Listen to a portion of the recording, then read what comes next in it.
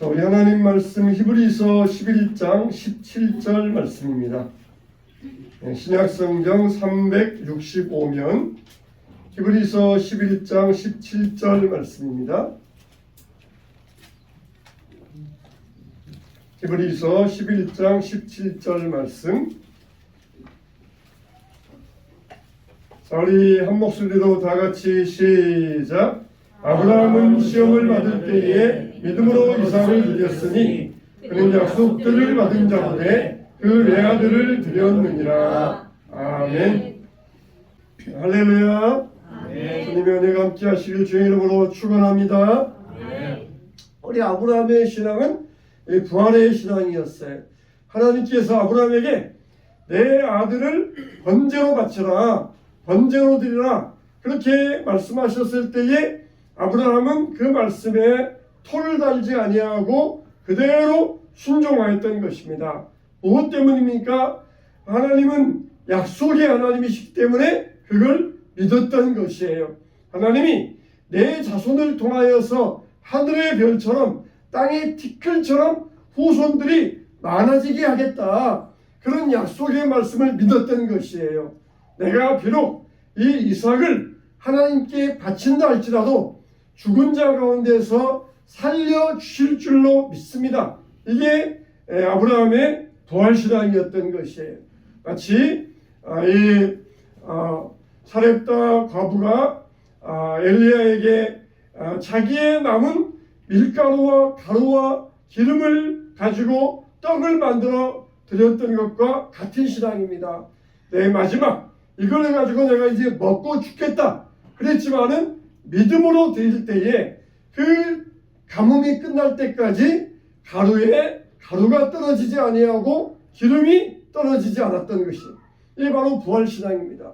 아브라함은 약속을 가지고, 믿음의 약속을 가지고 하나님 앞에 드렸을 때 하나님께서 살리실 줄로 믿었다. 이게 아브라함의 부활신앙이었어요. 자, 우리가 이와 같이 하나님의 명령은 절대로 모순되지 않는다. 어떨 때는 내 후손을 내가 하늘의 티끌처럼 많게 하겠다, 그렇게 말씀하셨다가 또 어떨 때는 내 아들을 번제로 바치라. 이게 두 가지가 충돌되고 모순된 명령이지만, 그러나 하나님께서는 이 두 가지를 절대로 모순되지 아니하고 충돌되지 아니하고 이 두 가지를 통하여서 하나님의 뜻을 이루어 주신다는 것을 믿었던 것이에요. 하나님의 명령의 말씀은 우리가 듣든지 안 듣든지, 이해되든지 이해되지 아니하든지 하나님의 명령의 말씀대로 순종할 때에 하나님의 뜻은 분명히 이루어지는 것입니다. 사람들은 자기 생각을 가지고 하나님의 말씀을 이리저리 잘라내려고 해요. 특히 독일의 신학자들을 보면은 신학자라는 명분을 가지고 어떻게든지 예수님이 부활하지 아니하셨다, 이걸 증명하려고 평생을 바친 그런 신학자들이 있어요. 신학자라는 이름을 가지고 있는데 이 독일 사람들 가운데 이들이 얼마나 또 이지적이고 논리적입니까? 어떻게든지 예수 부활이 가짜다, 이걸 증명하려고 평생을 노력을 해요. 그래가지고 그런 걸 가지고 논문을 써가지고 박사가 된 그런 사람들도 있습니다. 정말 얼마나 헛된 일들입니까? 그 좋은 머리를 가지고, 천재적인 머리를 가지고 좋은 일에 그 머리를 사용하면은 얼마나 인류 발전에 공헌이 되고 신앙 발전도 공헌이 됩니까? 그런데 그걸 가지고 헛된 일에 사용을 하면서 예수 부활이 없었다, 이걸 증명하기 위해서 전 세계를 바치는 이런 헛된 사람들이 얼마나 잘못된 사람들입니까? 우리는 온전한 진리 위해서 우리의 신앙을 이루어갈 때에 하나님의 축복을 누리게 되시기를 주님의 이름으로 축원합니다. 첫 번째로 우리의 부활신앙은 어떤 신앙이 되어야 되는가? 아브라함은 하나님께서 이 아들을 죽은 자 가운데서 살리신다, 하나님의 약속은 분명하다, 이 믿음을 가지고 부활신앙을 굳게 붙잡았던 것입니다. 우리의 기독교의 신앙은 죽음 가운데서 생명을 보는 신앙이에요. 그래서 우리가 예수 십자가에서 이걸 볼 수 있어야 됩니다. 십자가 밑에서 사람들이 예수님을 조롱하면서 네가 그리스도냐 하나님의 아들이냐 그러면은 십자가에 내려와서 증명해 보아라 그렇게 조롱을 할 때에 예수님은 끝까지 참으셨어요. 끝까지 참으시고 죽으셨다가 사흘 동안 무덤에 내려가셨다가 그리고 때가 되니까 부활하셨던 것입니다. 우리들이 모욕을 당한다 할지라도 때가 될 때까지 참을 수 있어야 돼요. 예수님은 때가 될 때까지 참고 계시다가 부활의 능력으로 많은 사람들에게 증거가 되셨던 것입니다. 우리는 이 부활신앙이 우리에게는 네 가지 부활신앙이 있어요. 첫째는 우리는 예수님의 부활을 통한 이 죽음과 부활의 신앙이 있어야 됩니다. 예수님의 죽음과 부활은 뭐냐? 방금 전에 말씀드렸던 것처럼 이 독일의 신학자들 가운데는 예수님의 부활은 가짜다, 지어낸 이야기다, 신화다 그렇게 조작을 하려고 합니다. 그러나 예수님의 부활은 분명히 역사 속에 있었던 일이다. 이순신이 분명히 명량해전에서 일제를 물리쳤던 것처럼 분명히 이거는 역사적인 사건이었던 것처럼 예수님께서 죽으셨다가 부활한 것은 이거는 분명한 역사적인 사건이었다는 것이에요. 우리는 예수님의 죽음과 부활을 역사의 사건으로 믿고 받아들이시기를 주님의 이름으로 축원합니다. 두 번째로는 내 안에서 죽음과 부활을 볼 수 있어야 돼요. 내 안에서 예수님의 죽음이 내 죽음이고 예수님의 부활이 내 부활이다. 내 안에서의 예수님의 죽음과 부활을 내가 믿고 그 믿음을 가지고 물리치고 승리할 수 있어야 돼요. 내 안에서 예수님의 죽음과 부활이 없으면 사탄은 사망 권세를 가지고 우리를 죽음으로써 위협을 합니다. 그러면 믿음이 없는 사람들은 죽음의 위협 앞에서 거의가 다 굴복하고 말아요. 우리 안에 예수님의 죽음과 부활이 있으니까 죽어도 살리라. 살아서 믿는 자는 영원히 살고 죽어도 다시 살리라. 이것을 내가 믿느냐 할 때 우리가 분명히 믿습니다. 그렇습니다. 나는 죽어도 살 줄로 믿습니다. 이걸 우리의 분명한 부활신앙으로 우리가 받아들일 수 있어야 돼요. 정말 여러분들은 죽어도 살 것이라고 하는 이 부활신앙이 여러분들에게 있습니까? 예수 안에서 내가 죽어도 다시 살 줄로 믿습니다. 내가 영생을 얻고 다시 살아나게 될 줄로 믿습니다. 이런 부활신앙을 우리가 분명히 갖게 되시길 바랍니다. 세 번째로는 이 세상의 죽음을 보면서 하나님 나라의 영생의 생명을 볼 수 있어야 돼요. 세상에는 얼마나 많은 죽음들이 있습니까? 내 주변에서도 죽는 사람이 있고 또 많은 사람들이 이 시간에도 죽는 사람들이 많이 있어요. 그러나 영원한 나라에서 나보다 먼저 돌아가셨던 우리 모든 조상들, 나보다 먼저 죽은 믿음의 선배들 다 영원한 나라에서 다시 보게 될 것이다. 다시 보게 될 것이다 그랬어요. 우리 돌아가신 부모님들도 형제들도 친구들도 그 나라에서 영원한 나라에서 다시 보게 될 것이다. 이게 우리가 가져야 될 부활신앙이에요. 네 번째, 우리의 부활신앙은 우리의 환경 가운데서 겪는 부활신앙이 되어야 됩니다. 여러분, 우리는 현실 속에서 많은 어려운 일을 당할 수가 있어요. 사업을 잘했는데 사업이 망했습니다. 도저히 재기불능이에요. 도저히 자본도 없고 주변에 도와주는 사람도 없고 내가 일어날 만한 좋은 아이템도 없고 도저히 재기불능의 상황 가운데서 그때 부활의 신앙을 갖는 것입니다.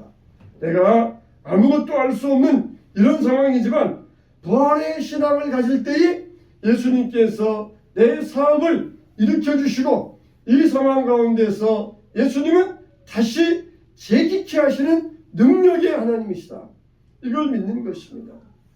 우리가 건강이 안 좋아서 완전히 건강이 무너졌을 때 부활의 능력을 가져야 돼요.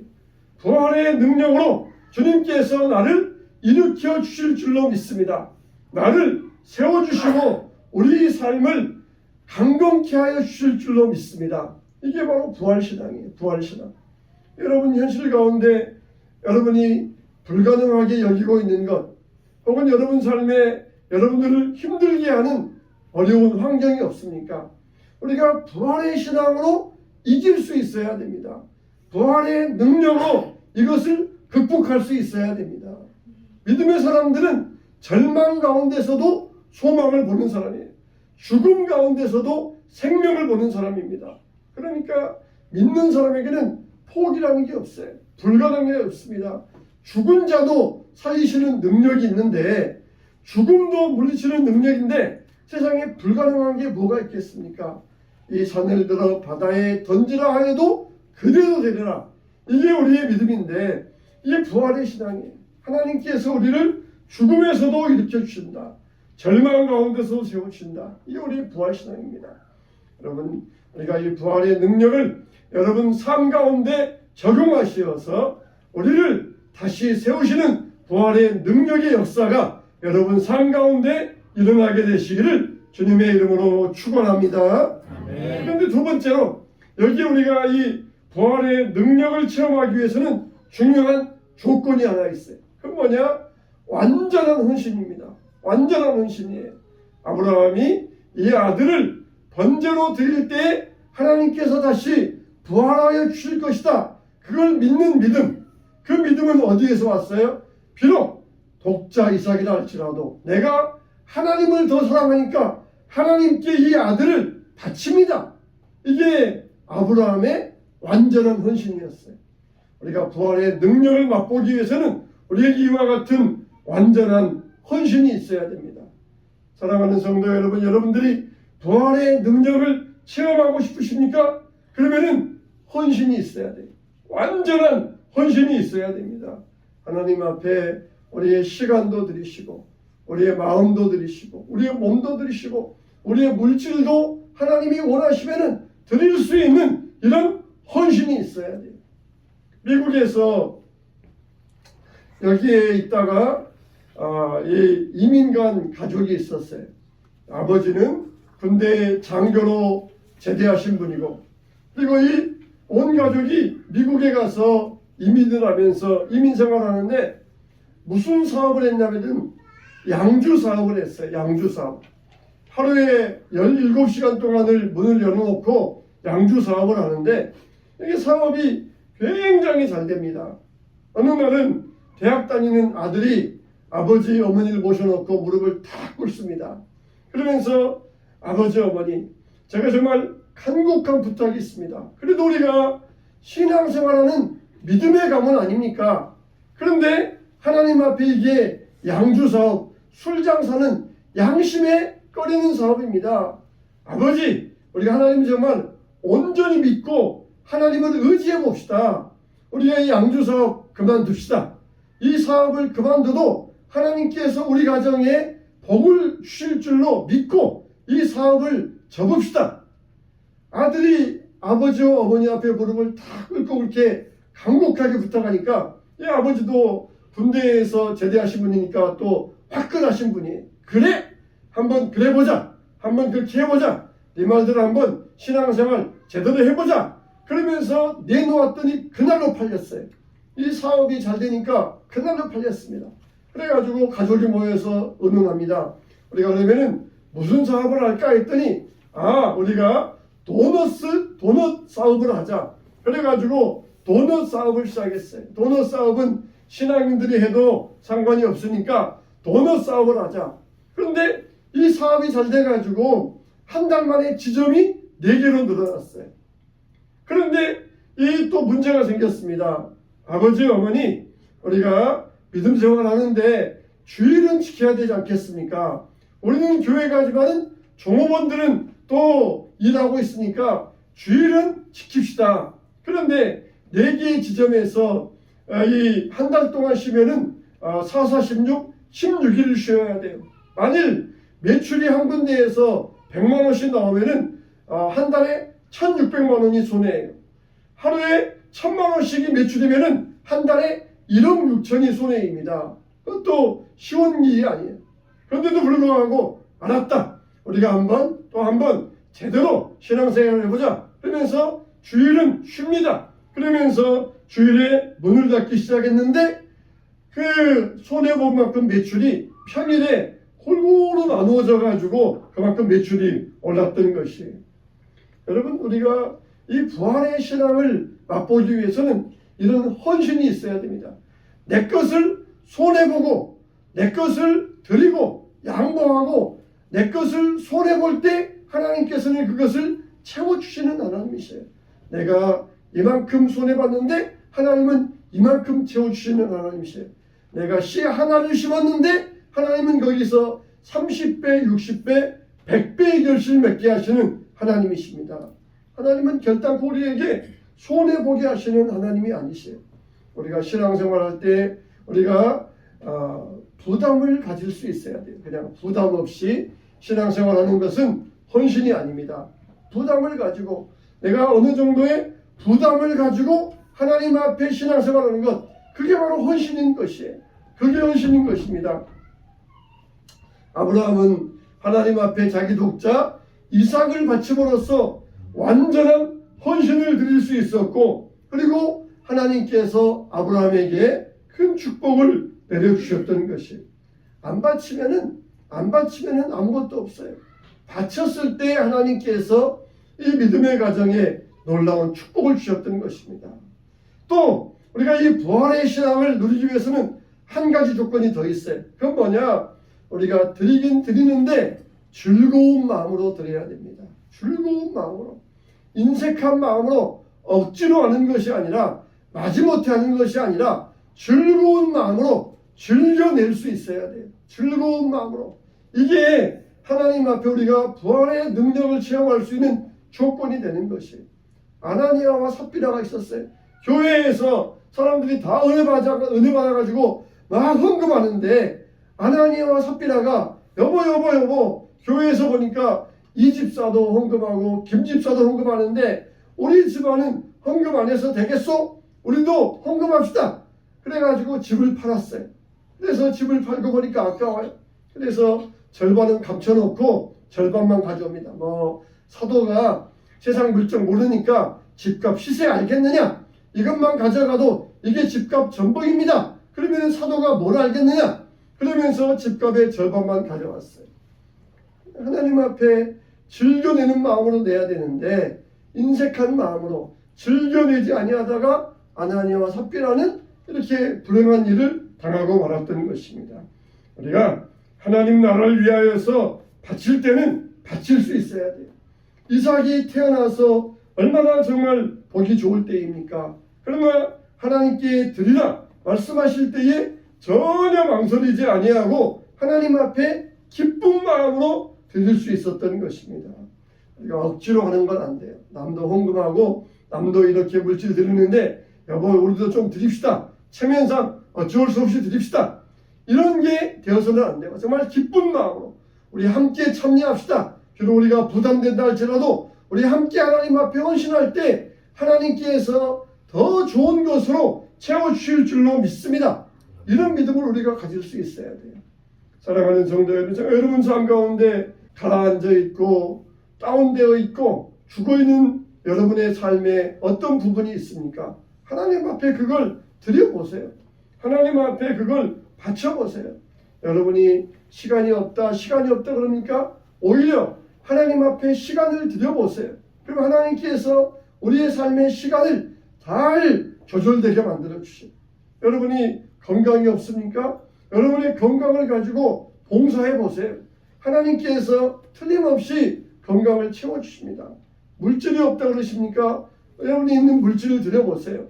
하나님께서 우리를 절대로 빈털털이 되지 않게 하시고 채우시는 하나님이십니다. 이게 바로 부활의 능력이에요. 우리 삶 가운데서 부활의 능력, 우리가 비록 우리 몸이 죽었다가 살아나는 이런 부활은 아니지만 우리 삶 가운데 현실적으로 많은 부활의 역사가 있어요. 많은 부활의 역사들이 있습니다. 하나님 앞에 즐겨드리는 헌신자가 될 때 하나님께서는 그 헌신을 기뻐 받으시면서 우리에게 부활의 능력과 권능으로 채워주실 줄로 믿습니다. 이런 은혜를 이 부활주일과 앞으로 여러분의 신앙 가운데서, 여러분의 삶의 여정 가운데서 이런 부활의 능력을 누리게 되시기를 주님의 이름으로 축원합니다.